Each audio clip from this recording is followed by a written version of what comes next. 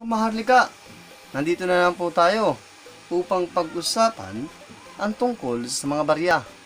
So meron po ako ritong isa sa mga pinaka-controversial na barya sa Pilipinas. Kung bakit ito naging controversial, pag-uusapan natin yan. Okay, so bago ang lahat, kung di ka pa nakapag-subscribe, click the like button and subscribe. Then click mo na rin ang notification bell para ma-update ka sa mga susunod na video na ilalabas ko. Okay, so pag-usapan na natin. Ito ay ang 1 piso Jose Rizal 1972 at 1 piso Jose Rizal 1974. Yan. Okay, so bakit kaya ito naging isang controversial na isa sa mga naging controversial na barya sa Pilipinas? Kung bakit? Dahil na ito ay na-feature sa Jessica Soho na palabas. So karamihan po sa atin, alam naman natin, no? Kung ano yung palabas ni Miss Jessica Soho, na Kapuso Mo Jessica Soho, no? Ito ay na-feature sa kanya isa sa kanyang mga episode, no? Na kung saan itong 1971 na ganitong uri ng piso, no, ay nagkakahalaga daw ng 1,000,000. Tama po, 1,000,000. Kaya naging controversial ang baryang ito. Pero ang hinahanap niya is 1971. Ang meron tayo is 1972. Pero, no, ayon doon sa palabas na yon, ayon sa kanyang mga researcher, ang hinahanap nilang 1971 ay hindi pala totoo. Sa lamang pong katang-isip, no? Kaya ginawa lang. So hindi natin alam kung anong tunay na dahilan kung bakit nagkaroon ng ganoong paghahanap sa ganong uri ng barya na 1971 na ganitong uri daw na piso. Okay, so pag-usapan natin to. Ano nga ba ang tunay na presyo ng piso ngayon na ito, no? Okay, so pag-uusapan natin yung feature ng baryang ito, no? So country, Philippines, period, Republic, 1946 date, type, standard circulation coin, years, 1972, 1974, value, 1 piso, currency, piso, composition, nickel brass, weight, 14.45 grams, diameter, 33 millimeter, thickness, 2.17 millimeter, shape, round, orientation, coin alignment, demonetized noong 4/30/1980. So, April. References, okay, M number 203. So, si Sean ba tawag? Con, number 39. So, yung kanyang harapan, no? Ito yung harapan, may nakalagay na piso. Tapos, si Jose Rizal, yan. Tapos, dito may nakalagay na 1.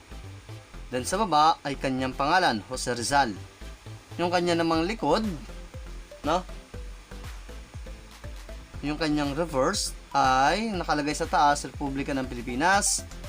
So meron 3 stars. Then may agila, then ito lion. This is a lion. Mukhang lion nga tayo, no?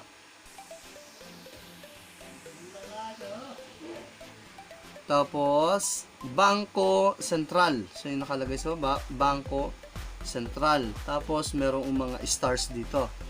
Okay, so yung kanyang likuran. Edge. So, ito yung kanyang edge, no? Reeded. Ang tawag po sa ganitong uri ng tawag ito, gilid ay reeded. Okay. So, ngayon, dadako na tayo sa presyo ng mga piso na ito, no? Okay. So, sa 1972, kay 1972 natin, yung kanyang good condition ay nasa 0.32 lamang, na. So medyo may kababaan. Yung kanyang very good naman is 0.42. Yung fine, 0.49. Very fine, 0.70. Extra fine, extremely fine, 0.88. Yung kanyang AU o yung tinatawag na almost uncirculated ay 1.07. So napakababa nito, ano? Piso po, peso po yung pinag-uusapan natin currency dito, ha. Uncirculated 1.10. So masyadong mababa, no? Pero sa mga collector na naghahanap nito, nasa 5 pesos hanggang 50 pesos. Depende pa rin sa, syempre, sa kondisyon ng barya. No, ayun kay numista nga, medyo mababa sa numista. Ganun pa man, no? Kung sa collector nyo ito bibili, nasa 5 piso hanggang 50 pesos po ito. Okay. 1974, yung 1974 niya, yung kanyang good ay 0.16.